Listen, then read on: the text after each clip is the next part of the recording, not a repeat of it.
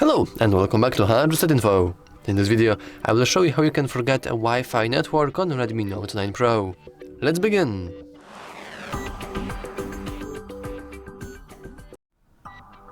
So, first let's simply expand our control center and press and hold onto the Wi-Fi icon. Now, you will see a list of networks. You probably want to connect the one you are connected to, but as you can see, we can also do that on any kind of network we have saved on our phone before. I will go with this one, but as you can see, this only switched our networks. So we want to click the arrow button, and if we scroll down, we have a nice forget network button.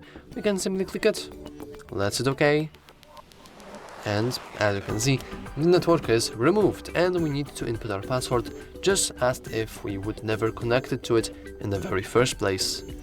Anyway, that's all for this video. If you found it useful, make sure to leave a like, subscribe, and as always, thanks for watching.